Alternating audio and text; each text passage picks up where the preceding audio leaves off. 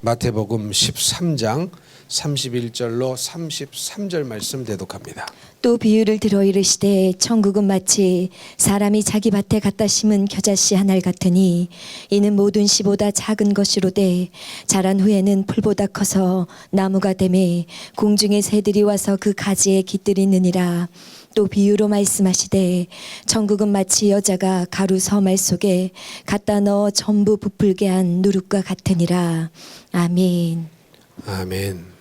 특별히 마태복음 13장에 보면은요, 여러 가지 비유가 나오는데, 여러 가지 비유가 나오는 중에 처음부터 영적인 분위기가 어떤 분위기냐, 인간의 완고한 마음과 마귀 역사가 있다는 것을 우리 예수님이 말씀하고 계십니다. 13장에 처음 등장하는 비유는 씨 뿌리는 자의 비유죠.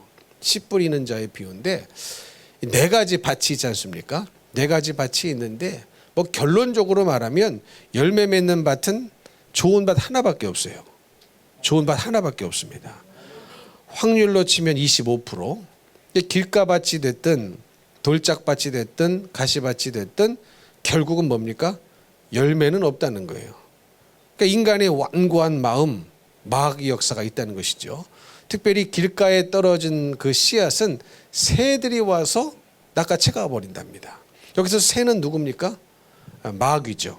새는 마귀예요. 그러니까 이 하나님의 나라, 천국 비유, 씨 뿌리는 자의 비유, 이런 비유들이 13장에 가득 들어있는데, 이 말씀을 하시면서 결국은 하나님께서는, 예수님께서는 인간의 완고한 마음을 말씀하고 계시고, 또 마귀 역사가 있다는 것을 성경을 통하여, 오늘 말씀을 통하여, 비유를 통하여 말씀하고 있는 것입니다. 그리고 그 다음 이 씨 뿌리는 자의 비유를 1절부터 23절까지 말씀하셨어요. 긴 설명까지 덧붙여 주시면서 이 말씀을 다 하셨는데, 그리고 따라오는 비유가 무슨 비유입니까? 알곡과 가라지 비유죠. 알곡과 가라지 비유예요. 분명히 천국은 좋은 씨를 제 밭에 뿌린 사람과 같다고 그랬어요. 그런데 사람들이 잘 때에 원수가 와서 곡식 가운데 뭘 덧뿌리고 갔습니까? 가라지를 덧뿌리고 갔습니다. 이 천국 비유예요. 천국 비유인데, 분명히 좋은 씨를 밭에 뿌렸는데, 우리 주님께서 좋은 씨를 밭에 뿌렸는데 원수가 와서, 이 원수는 누구겠습니까? 마귀죠. 마귀가 와서 그 밭에 뭘 뿌렸어요? 또 가라지를 뿌렸답니다. 그러니까 주님은 좋은 씨를 뿌리는데 마귀는 와서 가라지를 뿌린다. 근데 심지어 뭐라고 말씀하십니까? 가라지를 뽑지도 말랍니다. 뽑지도 말래요. 그 가라지 뽑아야 되잖아요. 근데 뽑지를 말라고 하셔요. 그러면 이 말은 무슨 말입니까?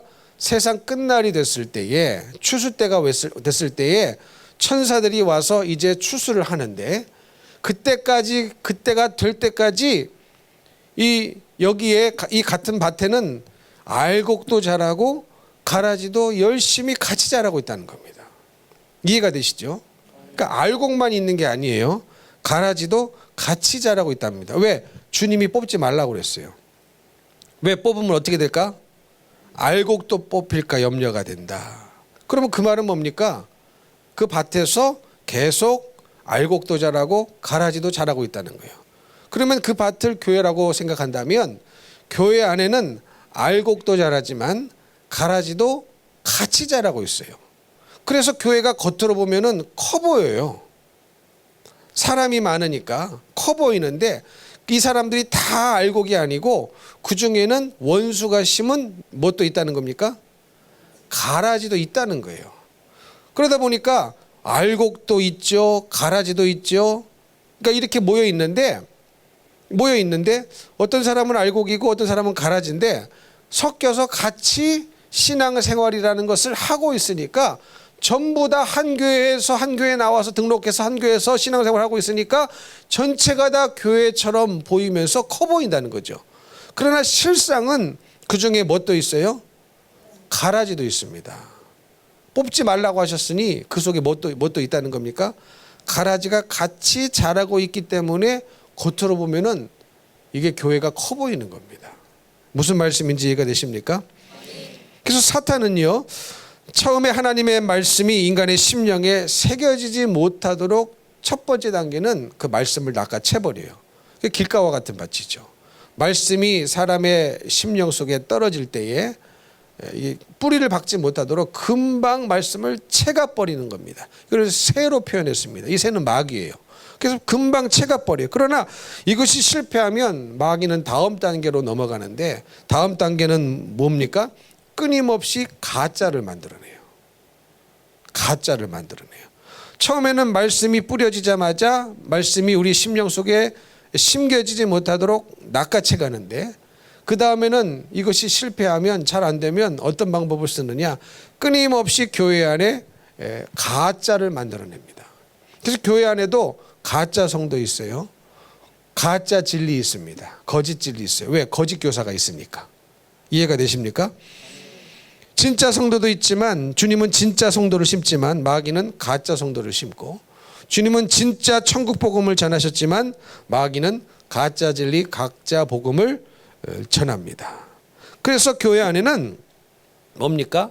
알곡도 존재하고 가라지도 존재하고, 천국 백성도 있고 지옥 갈 백성도 있고, 이게 다 섞여서 있는 거예요. 그러니까 진짜 성도도 있고 가짜 성도도 있어요, 없어요? 있다는 겁니다. 그러니까 주님은 천국의 아들들인 좋은 씨를 뿌리셨지만 마귀는 악한 자의 아들들인 가라지를 뿌렸다. 이것이 이 말씀인 거거든요. 그래서 그 다음에 이 말씀을 하시고 그 다음에 등장하는 비유가 겨자씨 비유와 누룩의 비유입니다. 그런데 이 겨자씨와 누룩의 비유에 대해서는 설명을 안 해주셨어요. 처음에 네 가지 밭에 대해서는 설명을 해주셨죠. 그리고 가라지 비유도 설명을 해주셨어요. 뒤에 보면 설명이 나옵니다. 근데 이 겨자씨와 누룩의 비유는 설명을 안 해주셨어요. 그렇다면 이전에 말씀하신 것을 토대로 해서 이 내용을, 이 비유를 설명을 해야 되는데, 이 겨자씨 비유와 누룩의 비유를 많은 사람들이 설교를 할 때, 설명을 할 때 뭐라고 설교를 많이 들으셨습니까? 뭐라고 많이 들으셨어요? 언뜻 읽으면 하나님의 나라가 처음에는 이렇게 미약하다, 겨자씨만큼 굉장히 미약하지만 결국은 그 결과는 엄청나게 많은 결실을 거두게 된다, 이렇게 결론을 맺습니다. 누룩의 비유도 마찬가지죠. 천국은 마치 여자가 가루 서말 속에 갖다 넣어 전부 부풀게 한 누룩과 같다고 말했으니까, 처음에는 이 하나님의 나라가, 천국이 아주 미약하게 시작했지만 이것이 점점 확장되고 커져서 결국은 엄청나게 큰 결실과 열매를 맺게 될 것이다. 우리는 이렇게 해석을 하면서 사실은 많이 이 부분을 들어왔던 기억이 저에게 있습니다. 근데 여러분, 조금 더 그런 선입관을 내려놓고 이 말씀을 예수님이 말씀하셨던 내용에 비추어서, 성경이 말씀하고 있는 그 의미를 비추어서 다시 해석을 해본다면 이거는 전혀 다른 뜻이 되더라고요. 여러분, 여기서 겨자씨 비유에 새가 등장하고 나무가 등장합니다. 천국은 마치 사람이 자기 밭에 갖다 심은 겨자씨 하나 같으니 이는 모든 씨보다 작은 것이로되 자란 후에는 풀보다 커서 나무가 되며 공중에 새들이 와서 그 가지에 깃들었다 그랬어요. 그런데 이 다니엘서라든가 다니엘서 4장이나 에스겔서 17장에 보면은 이 나무는요, 세상 나라, 세상의 권력, 세상의 힘을 상징합니다. 그럴 때 나무라는 개념을 갖고 와서 써요. 그리고 13장 서두에 이 새는 누구라고 그랬어요? 마귀라고 그랬어요. 기억나시죠? 읽어드릴까요? 13장 4절에 보니까 뿌릴 새 덜어는 길가에 떨어지며 새들이 와서 먹어버렸다. 여기서 새는 똑같은 내용을 말씀하고 있는 다른 구절을 보면은 새를 정확하게 마귀라고 표현하고 있습니다. 그 새가 뭐예요? 좋은 게 아니에요. 이게 새가 깃든다는 것은 좋은 것이 아닙니다. 만약에 풍성하게 커진다라고 그런 의미로 사용하셨다면 열매라는 표현을 쓰셔야 되죠. 열매가 풍성해지고, 항상 그래서 예수님은 열매로 한다고 그랬거든요. 열매로 한다. 열매가 풍성해지고 많은 수확이 생기고 풍성한 열매가 생긴다. 30배, 60배, 100배 열매가 생긴다. 이 열매로 표현하셔야 되는데, 나무가 돼서 새가 깃든다. 이거는 좋은 표현이 아니에요. 새가 깃든다는 것은 좋은 표현이 아닙니다. 좋은 표현이 아니에요. 그리고 또 이 누룩의 비유도 마찬가지요. 여러분, 예수님은 누룩을 좋게 표현하신 적이 없습니다. 누룩을 좋게 말씀하신 적이 없고, 오히려 누가복음 12장 같은 데 보면은 바리새인의 누룩 곧 외식을 주의하라고 그러셨어요. 바리새인의 누룩 곧 뭘 주의하라? 외식을 주의하라. 가식, 외식 하신 분 있겠죠? 손을 안 들 뿐이지. 근데 예수님이 바리새인들의 누룩 곧 외식을 주의하라. 그러면 이 누룩이 좋은 거예요? 네, 외식을 말합니다. 또 다른 마태복음 16장에 보면은 바리새인과 사두개인들의 누룩을 주의하라고 그랬어요. 근데 이때 이 누룩은 바리새인과 사두개인들의 교훈이다라고 설명까지 해주셨어요. 그러니까 누룩이 좋은 의미로 사용하시지 않으셨습니다. 그리고 특별히 6월절에는 누룩을 제한 떡을 먹으라고 그랬죠. 그게 뭐예요? 무교병이죠. 누룩을 제하라고 그랬습니다. 6월절 기간 동안은 집안에서 샅샅이 누룩을 찾아내서 누룩을 다 제거를 하라고 하셨어요. 그러니까 누룩도 좋은 게 아닙니다. 근데 예수님은 오늘 이 비유의 말씀을 통해서 언뜻 읽으면 천국이 이렇게 처음에는 미약하나 엄청나게 성장하고 자라고 커진다라는 의미로 우리가 받아들일 수 있지만, 그 전에 말씀하셨던 비유와 연장선상에서 볼 때에 이 말은 그런 말이 아니고 사실은 하나님의 나라에 성장처럼 보이는 가짜 성장이 있다는 거예요. 비정상적인 성장이 있다는 거예요. 왜냐? 알곡도 있지만 가라지도 있어요. 뽑지도 말라십니다. 그러면 한 교회에 알곡도 자라고 가라지도 같이 자라는 겁니다. 그렇기 때문에 알곡에다가 플러스 가라지가 있으니까 겉으로 보기에는 이 가라지만큼 커 보이는 겁니다. 성장되게 보여요. 무슨 말씀인지 이해가 되십니까? 사람이 많은 것 같아요. 그래서 좋아 보여요. 성장되게 보입니다. 그러나 큰 나무에 새가 깃든다. 새는 마귀라고 바로 그 전에 말씀하셨는데 거의 같은 날 비유로 말씀하셨을 가능성이 높거든요. 근데 좀 전에는 새를 마귀라고 표현하셨는데 이제는 새를 좋은 것으로 표현하실 리는 어렵고 힘들고 말이 안 되고, 또 새도 다른 구절에서 보면은요, 새가 좋은 뜻으로 등장하는 것이 별로 없어요. 누룩은 더 그렇습니다. 누룩은 제하라고 그랬거든요.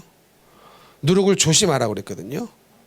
바리새인의 누룩은 외식이었고 바리새인과 사두개인의 누룩은 교훈이었고, 그들의 교훈을 조심하라. 잘못된 교리, 잘못된 고리, 가짜 진리, 거짓 진리, 이런 것들이죠. 그러다 보니까 하나님의 나라에서는 이게 진짜처럼 보이는 가짜 성장이 있다는 겁니다. 진짜처럼 보이는 가짜 성장이 있다는 거예요. 사람 수적으로 설명을 해도 맞아요. 예를 들어서 한 교회에 1000명이 있다고 칩시다. 근데 그 1000명이 다 알곡이냐? 다 천국 갈 사람이냐? 아니라는 거예요. 그 중에는 가라지도 있어요. 가짜도 있습니다. 그렇기 때문에 겉으로 보기에는 우리 교회는 1000명의 성도, 우리 교회는 10,000명의 성도, 그러는 겁니다. 우리 교회는 등록교인이 몇 명이야? 우리 교회는 재적교인이 몇 명이야? 여러분 그거 아십니까?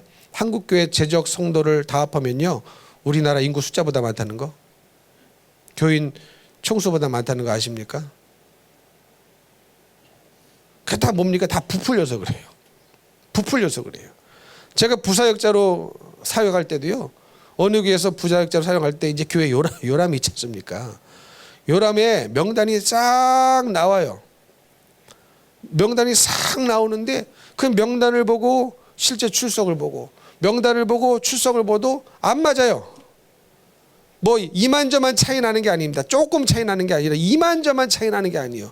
그러면 왜 그 명단을 올해 만든 교회 요람에 그 명단이 왜 모르는 사람들 이름이 그렇게 수두룩 빽빽하게 들어있느냐? 이미 오래전에 나왔다가 몇 번 나왔다가 등록하고 안 나온 사람도 다 적어놓는 겁니다. 다 적어놔요. 핑계는 이거예요. 언젠가는 나올 것이다. 전도의 대상이다. 근데 전도 안 해요. 기도 안 합니다. 실제는 뭐예요? 우리 교회가 이렇게 크다. 그거 자랑하려고 하는 겁니다. 우리 교회 교세가 이렇게 크다. 우리 교회 교세가 크다. 그렇죠. 아우, 그러면 이제 만나가지고 당신네 교회 성도가 몇 명이야? 아, 우리 한 2, 3천 명 돼. 그럼 2천 명하고 3천 명하고 1,000명 차이예요. 1,000명이 적은 숫자입니까? 적은 숫자예요? 1,000명이나 차이 나요. 아, 우리 교인 2, 3천 명이야. 아, 우리 교회 5, 600명이야. 500명하고 600명하고 100명 차이예요. 100명이 적은 숫자입니까? 한 영혼이 천하보다도 귀하다고 그랬는데 100명이면 천하가 100개나 있어야 돼요. 근데 그런단 말이죠. 근데 안 지워요. 안 지워요. 이거 하지 않습니다. 벌써 그 영혼은 딴 교회 갔든지 다른 곳에서 신앙생활하고 있는지 그러는데, 그래서 한국에 있는 모든 교회의 재적 이 숫자를 헤아리면 전체 그리스도인의 숫자보다 훨씬 많아집니다. 이게 다 뭡니까? 가짜죠. 숫자적으로도 그래요. 숫자적으로. 왜?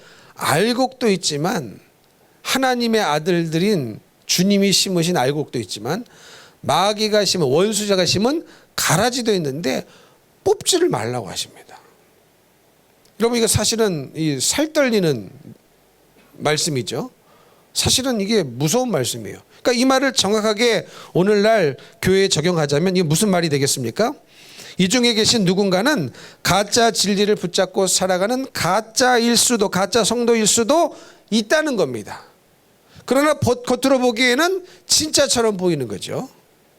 그러나 그 가짜를 뽑다가 진짜도 뽑혀질까 싶어서 그냥 놔두라는 거예요. 그러니까 이 세상 끝날까지는 가짜와 진짜가 공존하기 때문에 가짜의 숫자만큼 하나님의 나라가 커 보이는 겁니다. 비정상적으로 커 보이는 거예요. 이해가 되십니까? 무슨 말씀인지 이해가 되십니까? 그래서 그렇게 이런 뜻을 내포하고 있는 것이 사실은 겨자씨와 누룩의 비유인 거죠. 그냥 나무가 커져서 많은 새들이 깃든다. 새들, 마귀가 많이 깃들어서 뭐 하려고? 귀신이 많이 깃들어서 뭐 하려고요? 누룩이 많이 부풀으면 뭐예요? 빵 콕 찌르면 뻥이요 하고 터지는데, 그렇게 부풀리면 뭐 하냐고요? 숫자적으로도 그런 의미고, 그러면 이것을 조금 더 개인으로, 한 사람으로 이걸 좁혀서 적용해 보자면, 여러분, 우리 안에도요, 잘못된 이 겉으로 보기에는 가짜 성장처럼 보여지는 요소가 우리 안에 참 많이 있을 수 있습니다. 겉으로 보기에는 믿음 같아요. 믿음의 사람 같아요.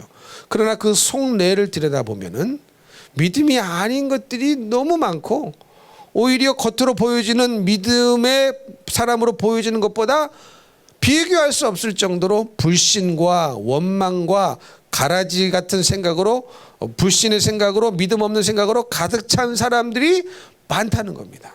있을 수 있다는 거예요. 여러분, 인정이 되십니까? 여러분, 인정이 되십니까? 근데 여러분, 그러다 보니까 우리 안에 잘못된 생각이 자꾸 들어갑니다. 잘못된 생각이 들어가요. 그래서 그 말씀 그 자체를 듣고 그 말씀이 옳으면 따라야 되는데, 그 말씀이 죄를 지적하면 그 죄가 내 안에 있으면 그걸 받아들이고 회개해야 되는데, 여러분, 요즘은요, 목사가 말한다고 회개하지 않습니다. 잘. 목사가 말하면 삐지는 세대예요. 목사가 죄를 말하면 회개해야 되잖아요. 이해가 되십니까? 그거는 그만큼 내 안에 가라지 같은 생각이 많다는 것이 인정이 돼야 가능한 겁니다. 근데 못 건드려요. 건드리면 굉장히 권위에 도정하는 것 같고, 무슨 질서가 깨지는 것 같고, 아니거든요. 우리는 항상 말씀드리지만 하나님이 우리를 해볼 수 있는 사람이 돼야 됩니다. 저부터 마찬가지예요. 저도 하나님이 해볼 수 있는 목사가 돼야 되고, 여러분도 하나님 해보실 수 있는 성도가 되어야 합니다. 그래야 변화의 가망성이 있고, 변화의 가망성이 있어야 희망이 있는 거예요. 소망이 있는 거예요. 믿으십니까? 영적인 말씀이 부딪히면요, 그거는 마귀 역사이기 때문에 쉽게 인정하지 않습니다. 쉽게 인정하지 않아요. 이거를 부수고 또 부수고 그 속에 있는 가라지 같은 생각을 뽑아주기 위해서는 많은 영적인 에너지가 필요하고, 기도가 필요하고, 진리에 절대로 흔들리지 않는 그런 영성이 필요한 겁니다.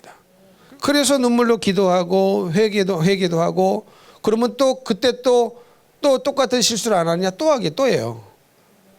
그러나 이것을 계속 반복하면서 바로 잡아가는 거죠. 바로잡아가는 거죠. 이것이 안 되면 나라는 존재가 그냥 나 스스로를 굉장히 부풀려 생각을 해요. 부풀려 생각을 해가지고 나는 천국 갈 백성이다. 나는 천국 갈 백성이다. 이렇게 생각을 하면서 아무 회개거리도 없고 나만큼만 하면 잘하고 있다라고 생각을 하면서 살아가게 됩니다. 근데 말씀을 듣고 보니까 깨닫고 보니까 뭐예요? 참 이것에 대한 동기도 잘못됐구나. 이렇게 한 동기도 잘못됐구나. 주님 사랑하는 동기가 아니었구나. 내가 헛된 것을 붙잡고 있었구나. 정말로 주님이 뿌리신 이 말씀의 씨앗이 아니라 마귀가 뿌린 이 가라지 같은 생각을 여지껏 포기하지 않고 그걸 철떡같이 믿고 마음 한 곳에 꼭꼭 숨겨놓고 아닌 척 가식하며 외식하며 살아왔구나라는 것이 발견되어지고 있다는 것입니다. 근데 여러분 이게 복인 거거든요. 이게 복인 거예요. 근데 여러분 이것이 되어지려면 참 겸손해져야 되는데 우리나라는 뭐가 강하다고요? 나이 순으로 줄을 세우려고 그래요. 자꾸 나이 순으로 줄을 세우려고 그래요. 여러분 외국은요 그게 좀 덜합니다. 왜냐하면 다 나이고하고 상관없어요. 유 그래요. 유 그래요. 다 너야 너. 거기 뭐 존댓말이 없으니까. 그래도 좀 존대할 말을 하려면 뒤에 sir, mom 이렇게 붙이죠. 근데 다 유예요. 유. 그래 그렇게 살아요. 근데 그게 뭐 그것이 꼭 좋은 것은 아니죠. 근데 무슨 말씀을 드리려고 하냐면 우리나라는 이 나이 순으로 세우려고 하는 성향이 너무 강해요. 물론 여러분 연장자를 존경하고 또 배려하고 하는 것은 꼭 필요합니다. 꼭 필요해요. 그러나 이게 언제 부작용이 있냐면 여러분 우리가 들어야 할 말이 있다면 아무리 나보다 나이가 적은 사람이 말해도 들어야 되거든요. 이해가 되십니까? 그거 들어야 되잖아요. 자식들도 키우다 보면요 자식들이 옳은 소리 할 때 있어요. 그리고 자식들이 부모를 얼마나 잘합니까? 모르는 척해도요 다 알아요. 한번 어디 아빠에 대해서 읊어봐라 그러면 잘잘잘잘 읊는데 아니 다 알고 있네 이 녀석이. 다 알고 있어요.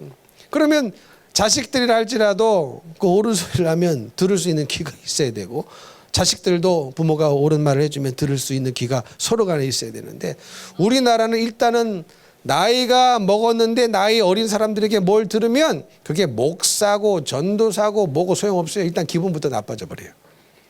그러니 이게 변화받기가 어려운 겁니다. 무슨 말씀인지 이해가 되십니까? 무슨 말씀인지 이해가 되십니까? 그러나 여러분 교회 안에는 반드시 이 겨자씨와 누룩의 비유에서 말씀하고 있는 것처럼 가짜 성장이 있어요. 나도 나보다 나의 신앙 상태보다 더 과장되게 표현할 수 있는 가짜 성장이 내 안에 있고 교회적으로도 마찬가지예요. 알곡 숫자만 세야 되는데 가라지도 뽑지 말라고 가라지도 같이 존재하니까 아 이게 다 우리 성도구나. 이게 다 우리 교인들이구나 생각하니까 가짜 성장이 있단 말이에요. 그래서 우리는 주님 앞에 서는 그날까지 말씀으로 내 영혼을 새롭게 하고 말씀과 다른 것을 철저히 회개하고 내 속에 가라지 같은 생각을 다 뽑아내야 됩니다. 뽑아내야 돼요. 이해가 되십니까? 다른 가라지는 뽑지 말라고 했으니까 그러면 뭘 뽑아야 돼요? 내 속에 있는 가라지는 내가 뽑아야 되잖아요. 무슨 말씀 이해가 되십니까? 여러분 그 곰곰이요 뭐 순간적으로는 이 감정이 요동쳐서 막 해버리고 뭐 했다 할지라도요 사람이라면 또 예수를 믿는 교인이라면 성도라면 조금 시간 지나면 아 내가 이거 잘못된 거구나 잘한 거구나 이거 압니다. 이게 모르지 않아요. 이해가 되십니까? 그러면 잘못됐다는 것이 밝혀지면 인정이 되면 하나님 앞에 뭘 하셔야 돼요? 회개를 하셔야 됩니다. 그래야 내 속에 있는 가라지를 뽑아내고 내가 내 스스로 비정상적으로 내가 이만큼 성장했구나라는 생각의 착각이 떠나갑니다. 떠나가 버려요. 이거 안 되면요 죽을 때까지 모르다가 내가 믿음 있는 사람처럼 착각하며 살다가 심판대 앞에서 내가 믿음이 없는 사람이었구나 그때 깨닫게 되면요 그때는 늦는 거예요. 여러분 하나님은요 기회를 주십니다. 그러나 영원한 기회는 없어요. 무슨 말씀인지 이해가 되십니까? 기회를 줍니다. 기회를 줘요. 그러나 그 기회가 영원하지 않아요. 여러분이 그걸 아셔야 됩니다. 하나님이 심판의 칼을 대실 때는 무서울이 많지 우리가 무자비하다고 여겨질 정도로 무서운 분이십니다. 심판대 앞에 여러분 자비가 어디 있어요? 여지까지 자비로 이끌어 오셨는데, 자비로 살려주셨는데, 은혜로 살려주셨는데, 그러나 마지막 심판의 날은 반드시 있다는 겁니다. 우리가 그 생각을 하면서 사셔야 되는데, 그 생각을 하면서 사셔야 오늘 내 속에 있는 가라지가 무엇이냐, 오늘 내 마음속에 있는 가라지와 같은 생각이 무엇이냐, 불신과 같은 생각이 무엇이냐, 이걸 뽑아낼 수 있거든요. 근데 이거를 말씀으로 구체적으로 다뤄주지 않으면 몰라요. 믿음이 없는데 믿음이 있다는 가짜 성장에 속은 거예요. 이해가 되십니까? 누룩을 넣어서 다 부풀려 놓은 겁니다. 바늘 하나 찔러버리면 뻥 터져버리고 사라질 거. 바늘 하나 찌르면 없어져 버려요. 김이 싹 빼져버려요. 고난 한번 찾아오면은요, 김이 싹 빠져버립니다. 예? 이 어려운 말씀 들으면 김이 한번 쏙 다 빠져버립니다. 여지없이 본전이 드러나죠. 근데 이게 겉으로 보기에는 누룩을 넣어서 힘껏 부풀렸기 때문에 뭡니까? 진짜처럼 보이는 거죠. 진짜처럼 보이는 거예요. 그러니까 우리는 여러분 거짓 진리에 속으면 안 됩니다. 이 누룩은 거짓 교훈이잖아요. 근데 그게 뭐라고요? 바리새인과 사두개인의 교훈이라고 그랬어요. 거짓 진리란 말이에요. 그러니까 우리는 거짓 진리로 가짜 믿음으로 열심히 살아가고 있는데 내 스스로는 뭐예요? 굉장히 꽉 찬 믿음의 신앙인이라고 착각한다는 거죠. 무슨 말씀인지 이해가 되십니까? 거짓 진리, 가짜 신앙, 이거 조심해야 됩니다. 여러분, 이 소아시아 7교회도 그런 게 있었지 않습니까? 그 당시에 최고의 이단이 영지주의였어요. 영지주의. 그러니까 최고의 이단이었는데 영지주의에 영향을 받은 파가 당이 무슨 당이라고 그랬어요? 네, 니골라당인데 영지주의의 영향을 받아가지고 이 거짓 진리의 영향을 받은 사람들이에요, 말하자면. 근데 그 니골라당의 교리가 뭐였습니까? 그런데 영지주의의 영향을 받아가지고 여러분 다 아시는 얘기지만 영은 어차피 깨끗하고 순결하다는 거예요. 무슨 죄를, 육신이 무슨 죄를 저질러도 영은 영향을 받지 않는다는 거예요. 깨끗하고 순결하기 때문에 육신은 어차피 더럽다는 거예요. 이 더러운 육체를 가지고 아무리 죄를 저질러도 내 순결한 영혼에는 영향을 전혀 안 미친다는 겁니다. 근데 여지까지 이 니골라당의 교리가 교회에 들어오기 전까지는 이들은 어떻게 신앙생활을 했습니까? 절대로 우상 숭배 안 돼. 황제 숭배 안 돼. 황제 숭배 못해서 경제활동을 못해서 먹을 걱정을 하며 살아야 되고 자식들 교육을 못 시킨다 할지라도 절대 안 돼. 죄 지으면 안 돼. 이거였거든요. 근데 어디서 영지주의의 영향을 받은 니골라당의 교리가 교회에 침투하면서 이걸 다 흩어버린 겁니다. 니골라당의 교리를 받아들이니까 뭐 그렇게 열심히 신앙생활할 필요가 뭐가 있습니까? 어차피 육신은 더럽고 추악하기 때문에 육신을 가지고 죄를 지어도 내 깨끗한 영혼은 천국 가는데 지장이 없다니까. 여기에 싹 거짓 교리에, 거짓 진리에 이게 속아 넘어가 버린 겁니다. 속아 넘어가 버린 거예요. 그러면서 니골라당의 교리를 쫓아가면서 교회 생활, 신앙 생활이랍시고 하고 있는 겁니다. 근데 그 모습을 예수님이 보니까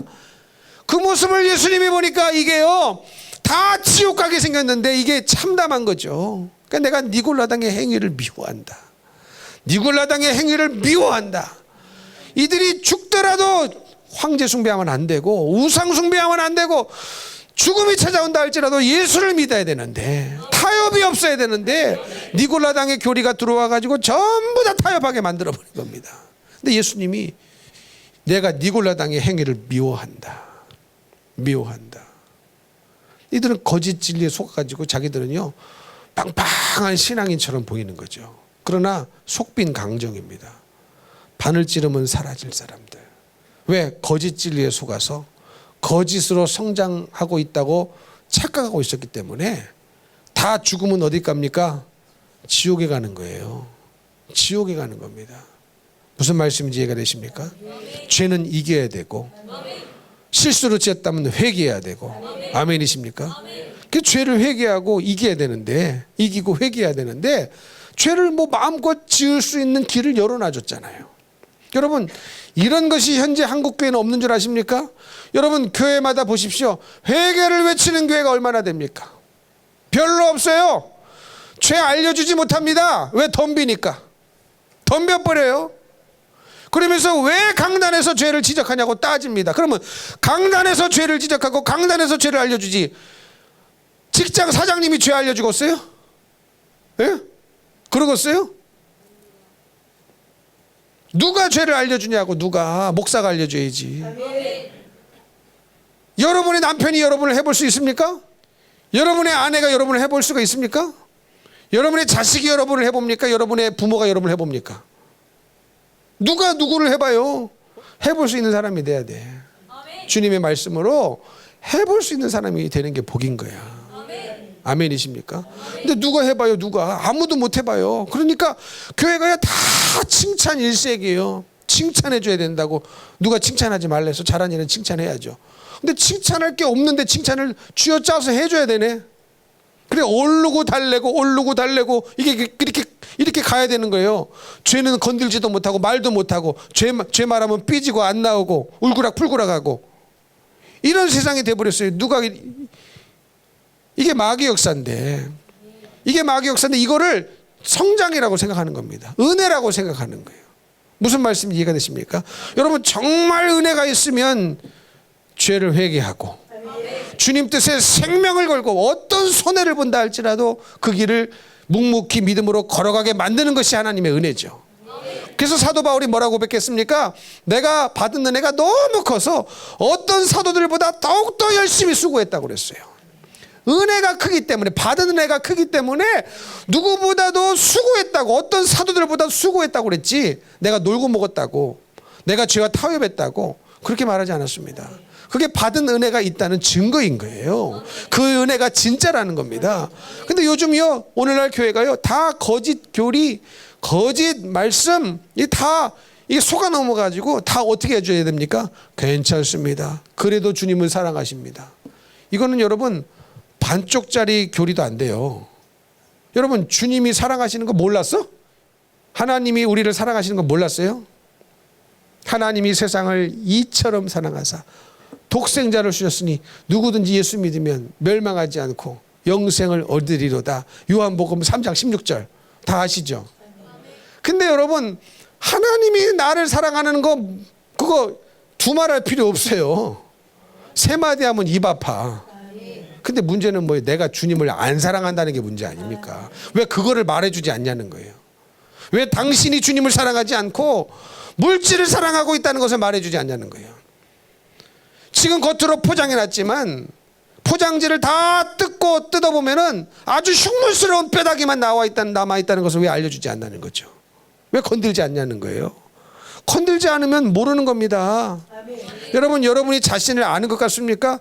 몰라요. 그래서 오죽하면 소크라테스가 네 꼬라지를 알라 그렇게 말을 했겠습니까? 워낙 자기 꼬라지를 모르니까. 무슨 말씀 이해가 되십니까? 근데 이거 모르는 거거든요. 말을 해주지 못해요. 근데 여러분, 죄는 발견하고 회개해야 이게 천국이고 믿음이고 복인 거거든요.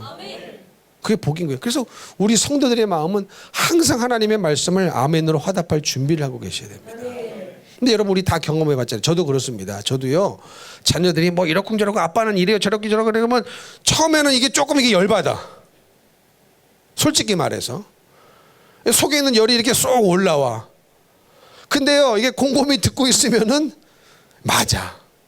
그럼 올라오던 게 이 말까지 나오면 큰일 나. 기도를 이렇게 눌러야 돼. 아, 맞네. 이게 돼야 되는 거거든요. 근데 이게 우리의 감정이 먼저 이게 튀어나옵니다. 그러니까 우리의 감정은요, 감정이 먼저 튀어나오면 맞는데도 안 맞는다고 억지를 부리는 거예요. 그런 경험 없으십니까? 맞는데 속의 내면에서는, 속사람은 맞아 그러는데 감정은 안 맞아, 틀려. 근데 그 맞는 거 세상 사람들이 다 알아. 너도 알고 나도 알고 다 알아요. 주님은 더 잘 아시고. 이해가 되십니까? 그래서 이걸 이겨야 되는 거예요. 이걸 이기지 못하면 우리는 스스로 다 된 사람처럼 부풀어 올라가지고 굉장히 성장하고 하나님의 나라로 풍성하고 마귀의 역사는 없고 성령의 역사만 있는 사람으로 착각하게 돼서 죄를 발견하지 못하고 죽었는데 죽어보니 천국이 아니고 지옥인 사람들이 얼마나 많느냐. 여러분 그때는 늦은 겁니다. 그때는 늦은 거예요. 그래서 여러분 이게 천국 비유지 않습니까? 천국은 좋은 씨를 제 밭에 뿌린 사람과 같으니 그랬어요. 천국 비유예요. 천국 비유인데 거기에 가라지가 같이 자란답니다. 무슨 말씀인지 이해가 되세요? 오늘날 이 교회 하나님의 나라로 대표되는 오늘날 이 교회 안에 가라지도 같이 자란다. 근데 가라지를 뽑지도 말래요. 뽑지도 말래요. 심할 때까지 가라지가 같이 가는 겁니다. 그러니까 이 말은 다시 말씀드리면 얼마든지 교회 안에 자기가 가라인지인데 거짓에 속아서 거짓 교리, 거짓 교훈, 바리새인과 사두개인들의 교훈, 가식, 외식에 스스로 속아서 자기가 알곡인 줄 알고 착각하고 살아가는 가라지들이 있을 수가 있다는 거예요, 없다는 거예요? 있다는 겁니다. 그래서 여러분 신앙생활만큼 소중하고 중요한 게 어디 있겠어요? 그렇기 때문에 신앙생활만큼 정신 바짝 차리고 하셔야 될 것이 없습니다. 근데 여러분 어때요? 구청에서 돈 준다 그러면 그 일은 정신 바짝 차리고 하시죠. 시간도 안 오겨. 나 안 불러줄까 겁나. 나 좀 써주세요.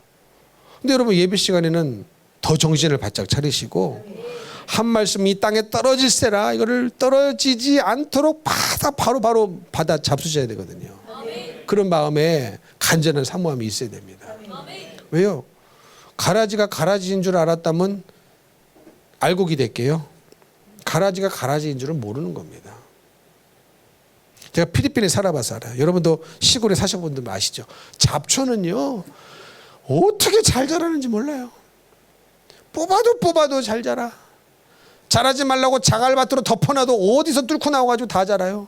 약을 뿌려도 자라요. 얼마나 질긴지 몰라요. 근데 이런 가라지 같은 생각들이 우리에게 있단 말이죠. 아무리 말씀을 얘기해도 생각을 안 받고 아무리 말씀을 얘기해도 생각을 안 받고 그건 믿음이 아닙니다. 당신의 우상은 돈입니다. 하나님이 신이 아닙니다. 아무리 얘기해줘도 그 생각을 안 받고요. 가라지 같은 생각이 말씀을 다 질식시켜버리고 있는데 그래서 열매를 못 맺고 있는 것인데 안 바꿔요. 이 사생결단하고 이거 바꿔야 되는 거거든요. 근데 바꿀 수 있는 유일한 길은 회개밖에 없어요. 아멘이십니까? 내가 그렇게 살아야 내 자식도 믿음을 물려주지 않겠습니까? 믿음을 물려줘야 되는데 믿음을 포장한 물질 제일주의 사상을 물려주는 가정이 너무 많은 거예요. 이게 너무 많은 거예요. 신앙생활 수십 년 했으니까 포장하는 기술은 늘어요. 감추는 기술은 늡니다. 그러나 실상은 변하지 않았어요. 실상은 변하지 않았고 믿음으로 포장된 사실은 물질 우상주의, 물질 만능주의를 자기 자식들에게 물려주는 부모들이 너무 많다는 겁니다. 너무 많다는 거예요. 왜? 내가 안 바뀌었으니까. 내가 어느 날 변질됐으니까. 처음에는 그렇게 신앙생활을 하지 않았다 할지라도 어느 순간 변한 자신을 발견하지 못하는 거죠. 그래서 뭐예요? 첫사랑을 회복하라 그러지 않습니까? 첫사랑을 회복해라. 근데 그 첫사랑 자체가 없는 사람들도 많아요. 우리는 첫사랑을 회복할 뿐만 아니라 우리는 더 나아가서 첫사랑 갖고 어떻게 끝까지 삽니까? 더 사랑하셔야지. 아멘이십니까? 첫사랑뿐만이 아니라 날이 갈수록 주님을 더 사랑해야죠. 그래서 어제보다 주님을 오늘 더 사랑하고 오늘보다 내일 더 주님을 더 사랑하게 해달라는 것이 우리의 최고의 기도의 제목이 되어야 되고 내 목숨이 끊어지는 그 순간이 주님의 심판대 앞에 서게 되는 그날인데 주님은 그날이 내 인생에 가장 예수님을 사랑하는 날이 되기를 원합니다. 그러니까 우리의 사랑은요, 주님을 향한 사랑은 계속해서 커져만 가져야 되는 거예요. 첫사랑에만 묻어 있어도 안 되고 그 사랑이 성숙해져야 되고 진국이 돼야 되고. 여러분 어때요? 뼈다귀 삶으면 끓이면 끓일수록 진국이 되지 않습니까? 신앙생활이요, 연단을 받으면 받을수록 시간이 흐르면 흐를수록 진국이 돼가지고 주님을 뜨겁게 아주 진짜로 사랑하는 마음이 우리 안에 있어야 되는 거죠. 여러분이 끊임없이 우리는 우리 스스로를 개혁해야 됩니다. 개혁해야 돼요. 무슨 말씀인지 이해가 되시죠? 우린 다 된 사람이 아니거든요. 저를 포함해서. 그래서 공사 중입니다. 공사 중입니다. 내 영혼의 공사. 빨리 끝내셔야 됩니다. 빨리 끝내셔야 돼요. 제가 가끔 물어보잖아요. 엄동설 안에 보일러가 터졌어요. 여러분의 집에 보일러가 터져버렸네. 터져가지고 물이 막 새가지고 그 샌 그 자리대로 다 얼음이 돼버렸어. 그러면 여러분 어떻게 하시겠어요? 1번, 나는 서서히 고쳐. 옛날 보일러 얼마나 귀한데, 골동품. 1번. 2번, 나는 당장에 고친다. 뭐예요? 다 2번이죠. 근데 왜 내 영혼은 그렇게 안 하는 거냐고죠. 내 영혼의 질병, 내 영혼의 죄는요, 더 빨리 고쳐야 되거든요. 더 빨리 고쳐야 되거든요. 이게 못 고치는 게 이게 한이 돼야지. 빨리 고쳐야 되는 거거든요. 죄악된 본성, 죄악된 습관, 이 죄, 이거는 아는 순간 고쳐버려야 되거든요. 근데 희한하게도 엄동설 안에 보일러 터지면 빨리 고치겠습니까? 서서히 고치겠습니까? 물어보면 다 빨리 고친대. 근데 그것보다 더 중요한 것은 내 영혼의 질병입니다. 내 영혼의 고장난 상태예요.